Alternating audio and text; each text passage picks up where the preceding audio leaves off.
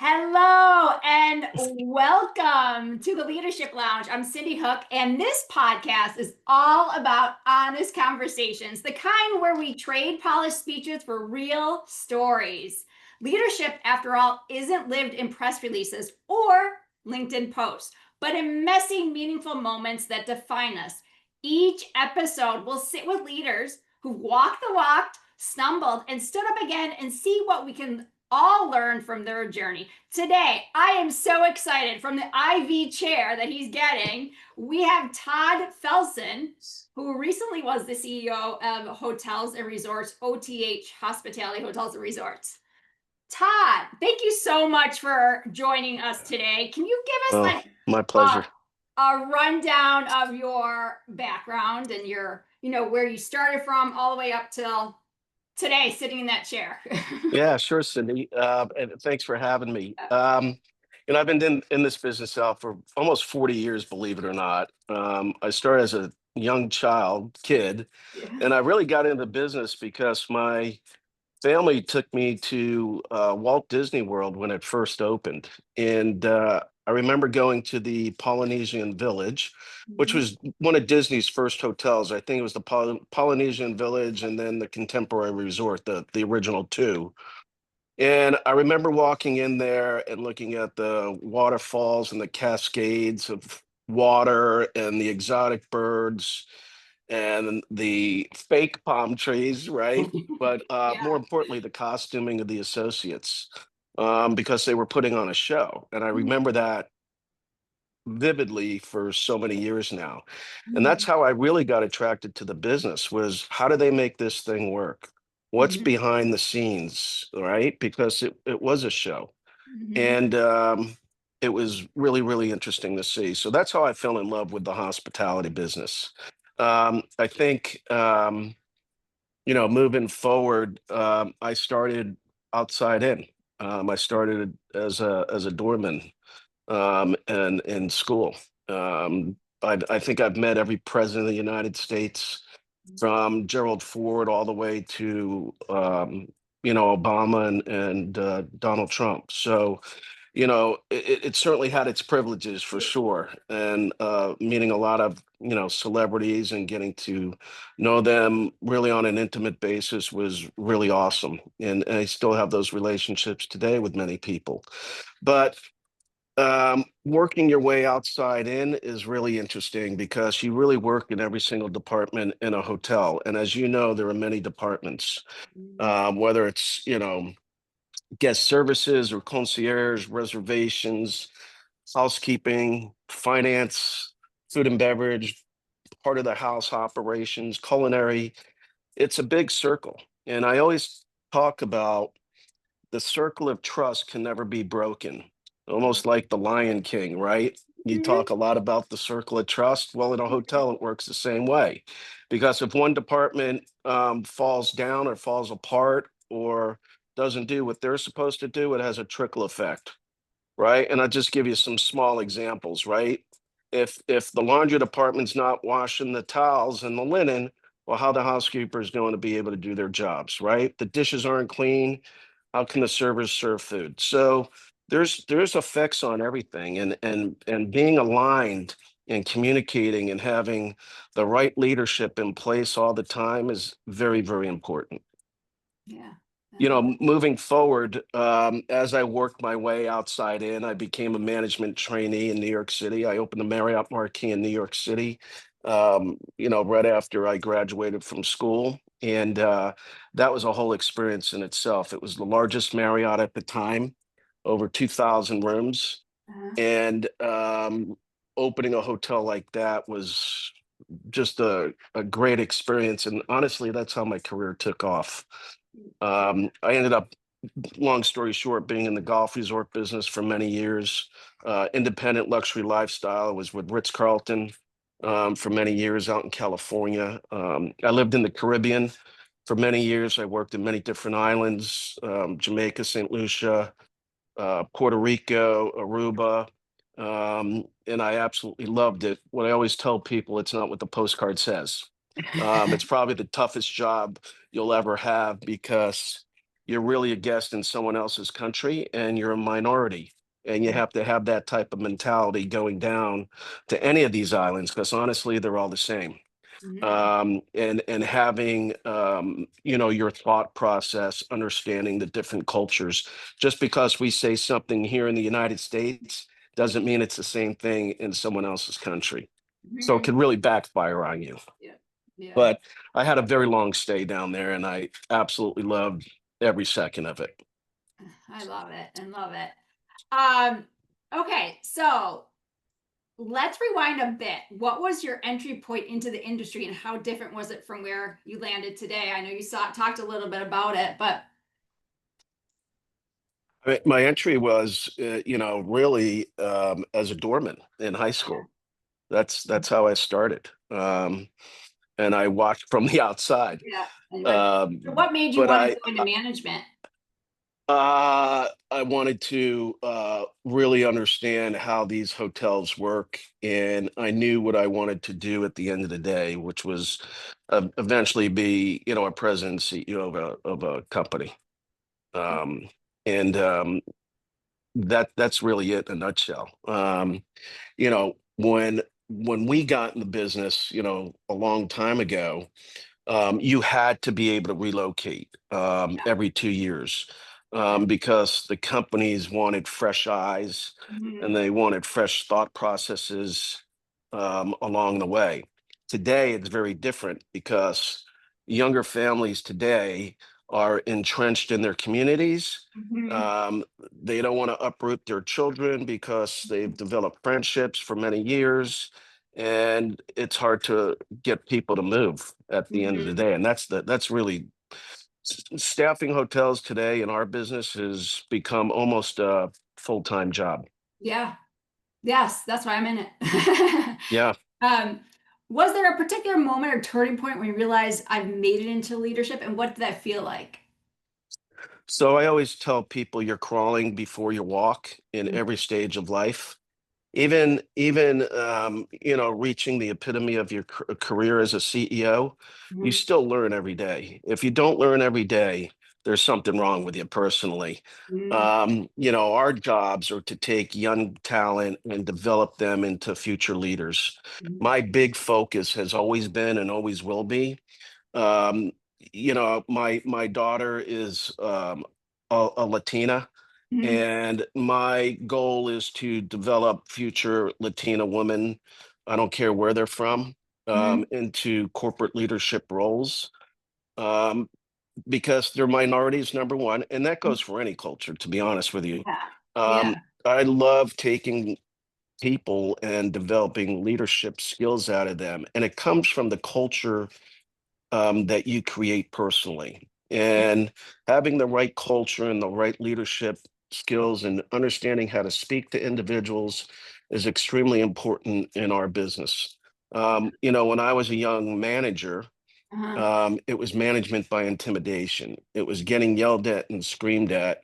And that's kind of what the culture was back then. I Yeah. don't care what company you're with. Mhm. When I was with Ritz Carlton many years ago, um, I always say, and I still I still talk about it. Any bad day is a good day at the Ritz, no Yeah. matter what. Yeah. But we necessarily didn't know how to make money when I was with the company. It was all about service and taking care of the customer and being scripted. My Yeah. thought process is a little bit different because I'm an unscripted individual, and that's how I lead my organizations. It's unscripted hospitality, taking young talent, making sure they have the ability to communicate with other individuals, and have passion, and then train for the skill. Yeah. Wow. You might be having, after this is aired, you might be having a lot of young professionals reach out to you. Always do. And Um, that's why I do these, is because oh, I love this. And awesome. it's really important to develop the young talent, and Good. because we have such a shortage of great leaders in our business. When you find them, you got to keep them. Yeah. And happy. Keep them happy That's too. right. Got to keep them happy. Yeah. What's a challenge or setback that really tested you and how did you get through it? Well, look, I mean, one thing about our business, Uh-huh. Cindy, is that it's so volatile. I Mhm. mean, let's go back to 9/11, Mhm. Oh, then yes. we go to the recession, then we Mhm. go to COVID, and now we have, the government, kind of in a tizzy. Mhm. So you have great waves you ride, Mhm. and then you have, these types of situations that come up, and is there going to be another recession? Who knows? I don't think Mhm. anybody knows. Yeah. The experts don't really know. Yeah. And it's the way you react and set up the organization before it even happens. You have to be able to see these things coming, Yeah. and you have to have money for a rainy day. Mhm. If you're not setting your company up for financial success during the good times, when the bad times come, you're in trouble. Mhm. And thinking like that is really important. COVID was very, very difficult. Mhm. The one thing we didn't do is we didn't let any of our leaders go in the entire company. Oh, that's Everybody took pay cuts, and we mhm. didn't close any of our hotels. Unlike a lot of the larger companies and the larger REITs that are out there where they just Yeah. shut everything down. Yeah. We knew there was some sort of business out there still. There wasn't a lot of it, um, but having your bills, Yeah. add up, not paying your franchise fees on a timely basis, it hurt the larger brands, right? It hurt all of them. Yeah. And I think today, you still see a lot of issues, right? A lot of hotels need to be renovated. Uh-huh. You don't see a lot of deal making going on right now. You certainly don't see a lot of new construction. So we're Yeah. still in that. We're out of COVID, right? 21, 22, some really solid years. Mhm. Then it kind of stabilized, and now we're in a tizzy again. Yeah. Where this year, um, except for really the high end luxury is always going to do well. I Yeah. think their ADRs are very high, but their OC is a little lower, but they're still making money. Yeah. Yeah. Yeah, I agree. Um, Let me go to the next question I want to ask you here. What skill or quality separates someone who stays stagnant for someone who climbs the ladder? I mean, look, when you're stagnant, and you don't want anything else in life, you lose focus. I think that's why, when I mentioned a few minutes ago, you always had to move Mm-hmm. and relocate, is because you needed to have a fresh set of eyes and renewed energy every time you go to a different property. Yeah. In today's business, if you have a stagnant leader, Mm-hmm. that takes a lot of coaching and counseling, and for them to get the message, it's really important. Yeah. So sitting down with that individual, talking about some of the weaknesses that they may have, but also understanding their great talents, and how we can try to motivate them to move forward into other adventures is really important for us. So, and there is a lot of people that are tired. In this business. It's a grind every day. Yeah. People in the kitchen cooking and making sure the food's out on time. A lot of people have left our industry because of that very thing, and they've Mm-hmm. moved on to different corporate jobs, healthcare, cooking in large kitchens for healthcare. It's a Monday through Friday job, Mm-hmm. 9 to 5. Mm-hmm. So I think a lot of the talent that has left our business has gone and has looked for a sense of life and a healthier alternative, if you will. I'd agree. I agree. Um, what what's a common hiring mistake you see leaders make, and how do you personally avoid it? The selection process has got to be spot on, because if we're not selecting the right candidates Mm-hmm. and asking the right questions about the specific job at hand, you're making a mistake, right? And I think a lot of younger general managers and HR directors and department heads make that mistake. Is you got to make sure, like I said, there's such a shortage of people in our industry. you got to make sure that the person coming through the front door is the right person.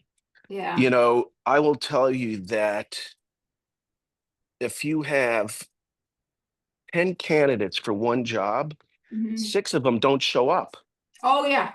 Oh you yeah. know, Hmm. and they ghost you. Hmm.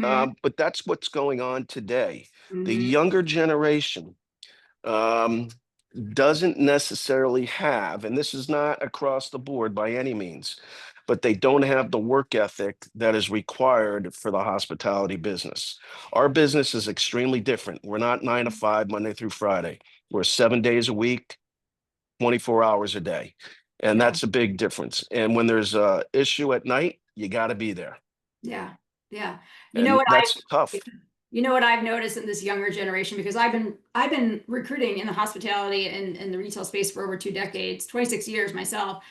What's happening now is the younger generation, they can go on TikTok, which I still don't even know how to use, by the way. I do go, I Listen, I talk about silly, that all the time I and they're know. making money. I watch this Yeah. TikTok. I think it's very funny. I think it's Yeah. entertaining. I Yes. learned a lot of it from my daughter, Yeah. See, you had to learn from who your does daughter. posts Yeah. and things like that. But I think the younger generation are looking for easier ways to make money. And I'm not saying TikTok is the wrong thing. That's not what Yeah. I'm saying at Yeah. all. I think they're definitely smarter than Yeah. we were. We didn't have TikTok, nor did we Yeah. have the we didn't have cell phones. We didn't have laptops. I mean, Exactly. the kids today have all the technology Mhm. that they need to be successful on their own, and they're deciding to do that, and some of them are making a lot of money and a great Yeah. living. Yeah. No, I mean, I even talked to recruiters that have like 10 years experience, and I'm like, wait a second, I recruited before LinkedIn. We actually had to pick up the phone. They're like, what? How did you find your candidates? And I have to go through the That's whole it. spiel how we did it before LinkedIn. But That's it. yes, how do you personally define success today, and how has that definition evolved over time? It depends, and that's kind of an open-ended question. I mean, success today, um, the way I look at it anyway is, I get a lot of thank you notes Mhm. from employees and from leaders and text messages and emails. That shows that you're doing something right. I mean, being a leader of a company, it's honestly a thankless job because you think you're doing the right thing. Um, you want to hear from people. People are afraid to talk about it. But getting notes and letters and little gifts, geez, I mean, that just makes my day. And Yeah. it tells me that something's really going on the right way. But success is driven through financial success in an organization, um, financial success for a particular hotel, right? Mhm. Some maybe have a successful year one year and the other year they don't. It's all Yeah. market driven. Yeah. Um, and it's also the way you take care of your assets. Yeah. Absolutely. Well, my last question is, what book has changed how you think? Or maybe it's multiple books. I just read Jesse Cole, the owner of the Savannah Bananas. I read his Okay. book. Interesting. And he is a marketing genius. Mhm. His story is amazing. I've had the opportunity to sit down and speak with him. Um, he created something that no one thought would be possible. Mhm. And what he has done and what he continues to do every single day in business is remarkable. Um, he took an old baseball stadium in Mhm. Savannah, Georgia. I've actually been to it, and it was in bad shape. Mhm. Um, and nobody believed in his story and what he wanted to do and what he wanted to accomplish. Mhm. But through his perseverance and his wife's help and support, he's created a dynasty. And what he does today, they're on television every weekend. They Really? sell out football stadiums with 65 and 75,000 people, sometimes 2, 3 days in a row. And he's created this concept of sports and entertainment for the entire family at a very good price point. Wow. Um, and he's a smart guy. and I like what he talks about. He's spot on everything. And the way he keeps it fresh is Huh? they change what they do every day, so it's not the same thing day in and day out. That's kind of like our business. Our Yeah. business is not the same every day. It's Yeah. different. There's different challenges and curveballs that arise with, your customer base, your guests, your employees, Yeah. issues with the assets. I mean, I could go on and on. But yeah, it's a great book. I highly recommend it. I'm gonna have to read that one because I've Yeah. never heard that one. That's great. Because obviously, we have to brand ourselves. So I love that.